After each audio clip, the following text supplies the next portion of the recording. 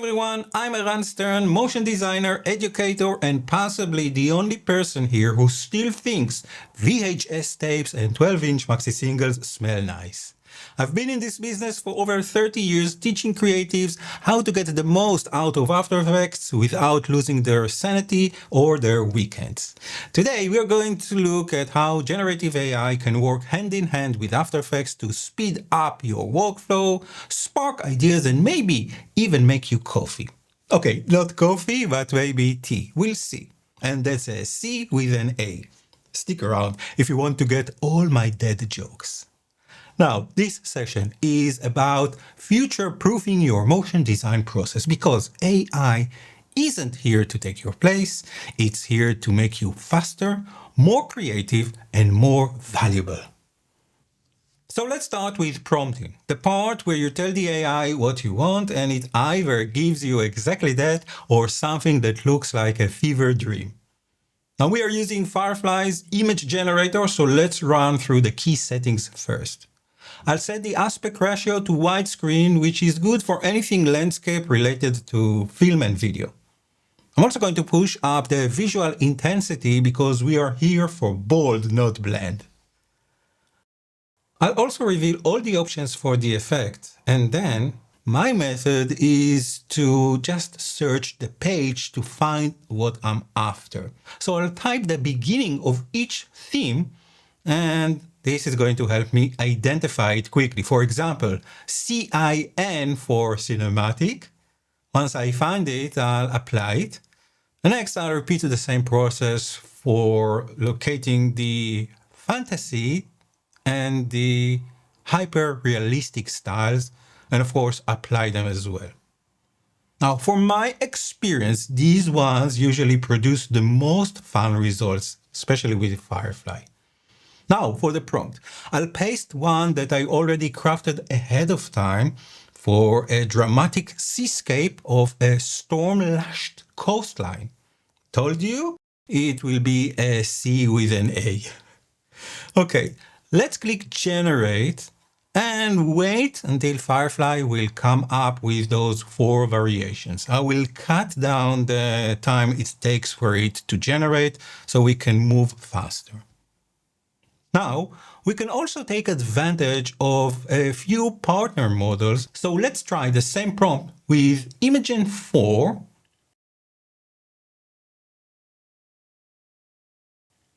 as well as Flux 11 Ultra and Runway Gen 4 image. Now, you need to remember to set the aspect ratio for each one, as it tends to forget it when you switch up between those models.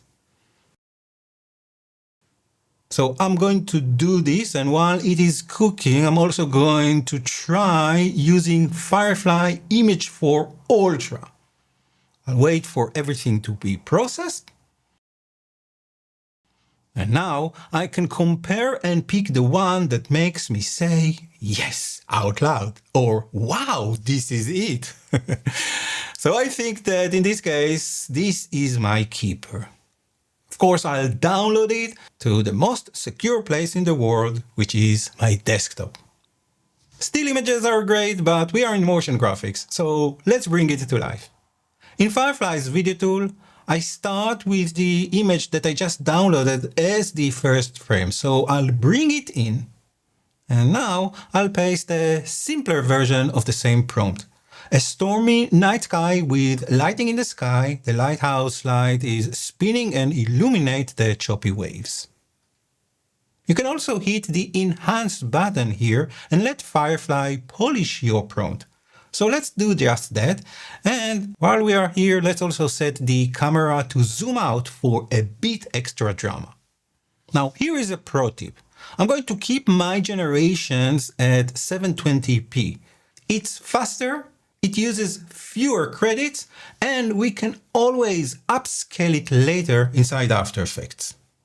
So what I'll do now is I'll run a few generations, and then we can compare them side by side and pick the one with the smoothest motion and least AI weirdness. So here are my results. This is the first one. Here's the second one. third, and this is the fourth. And of course, we can keep on generating if we don't find anything that we like, but I think that this one is our winner. So I'm going to download it, and we are now ready for the compositing stage. I'll switch to After Effects, which is running in the background on my machine, and start by importing the file into the project panel. Then I'll drag it into this empty area to create a comp out of it. Now I can press Command or Control K to open the comp settings. I'll give it a proper name like Lighthouse, and then choose the first preset to make it Full HD 1920 by 1080 24 frames per second composition. I'm also going to set the duration to 5 seconds. Sometimes Firefly tends to create additional frame, which I don't need. And then I'll make sure that the 3D renderer is set to Advanced 3D. More on that later, but now I'm going to click OK. Next, I'll select the clip and apply the detail preserving upscale effect from the distort category. I'll hit Fit to Comp With and let the algorithm do its thing. So it will take a moment or two, but it will upscale it and it will give us a crisp detail without ugly artifacts. Let's preview it to see how this looks. All right, I'm happy with the result. And now let's bring our special guest, the Mi-24 Hind helicopter model from Sketchfab. This is a free model under the CC attribution license. So credit where credit's due. Thank you, Duan's Mind. And as you can see here from the website, this model is fully animated and After Effects can preserve that animation. And I'll show you how in a moment. So I'll download this model. I'm going to use the GLB format. And now I can import it to my project. Now I'm working this way so I can art direct the scene more precisely, tweak elements as I go, and also save on my AI credits. But the main reason, to be honest, is super simple. I tried generating the entire shot, helicopter included, in one go, and no matter which model I used, the results just weren't there. This may and probably will change in the future, but for now, I prefer the split and conquer approach to get exactly the look that I want. So I'll drop the helicopter model into the comp, make it comp size in this dialog, and then click OK. And then I probably need to adjust the orientation. To help me, I'm also going to switch to two views, making sure the top view is active on the left.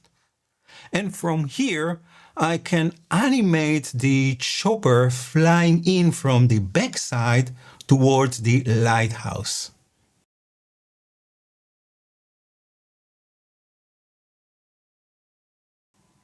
To finesse the movement, I can curve the motion path using the pen tool. Just click on one of those anchor path points and drag.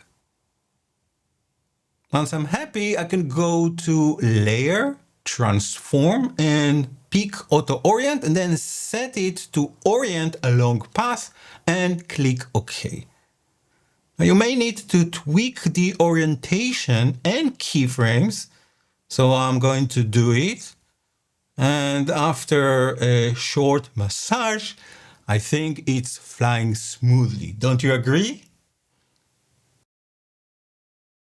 All right, switching back to the default camera shows the propellers aren't spinning. So to fix that, let's enable the animation track in the properties panel for this model. And now we've got some movement.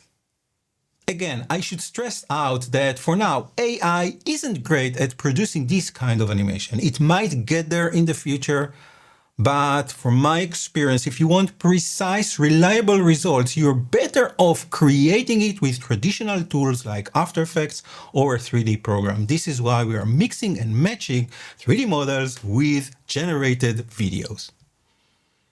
All right, for lighting and shadows, I'll start with a point light and then After creating it using its default settings, I'll parent it to the model so it stays locked to its anchor point. By the way, you can hold down Shift while you are doing it so it will jump to the model anchor point, which is actually what I did. This way, I can move and adjust the light as needed to match the direction of other elements while also letting it react naturally to the lighthouse itself. Then I'm going to add a spotlight. I'll enable cast shadows and also set the shadow darkness to 70 and the diffusion to 50. So I have a little bit of experience. I think those values are going to work for us. Then I'll aim the light down from above the helicopter so it will cast shadows onto the sea. Now, to catch those shadows, I'll create a new solid and I'm going to call it Shadow Catcher. Make sure it is set to a 3D layer and then rotate it negative 90 degrees, as well as lower the layer just above the sea level. I'll also scale it to cover the flight path of the helicopter, and then in its material options, I'll set accept shadows to only, so After Effects will render only the shadows and not the layer. Here you can also tweak the shadow color and even the shape of the layer itself until it blends naturally. Now, I must stress that right now, at the time of this recording, I'm actually using the beta version of After Effects in order to cast shadows from spotlights. But maybe by the time you are seeing it, you can use the regular version. Anyhow, the beta is free and I urge you to try it out. Now, for some atmosphere, I'm going to add a flock of birds from a free preset that I've made, and it's free for everyone. So if you like it, you can get it, of course, for free on my YouTube channel. So I'll tweak the preset and make sure the birds are flying in the right direction and we have enough of them. I'll also add a white solid layer above everything with a gentle CC rainfall effect just to add additional depth and danger.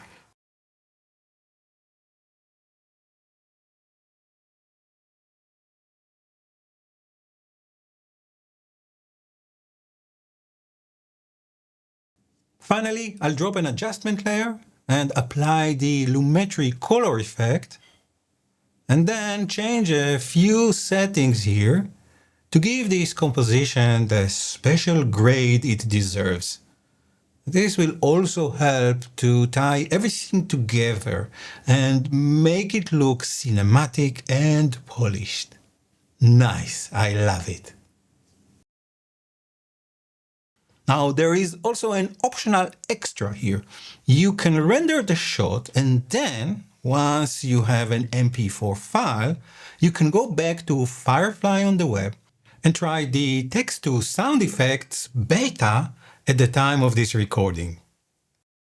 I'll import the video that I just rendered and ask for helicopter rotors, distant rain, and low cinematic hum, whatever that means. I'll click generate and then I'll audition few sound effects, and if I found something I like, I can also layer those sound effects in this mini timeline.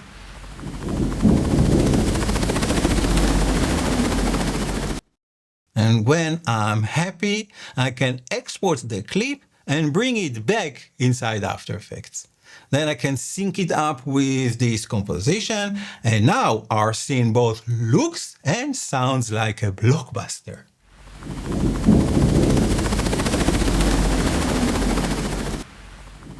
By the end, we've got a dynamic cinematic shot that started as a single text prompt, and the whole process was fast, iterative, and completely under your creative control. So here's the takeaway. AI isn't the main dish. You are.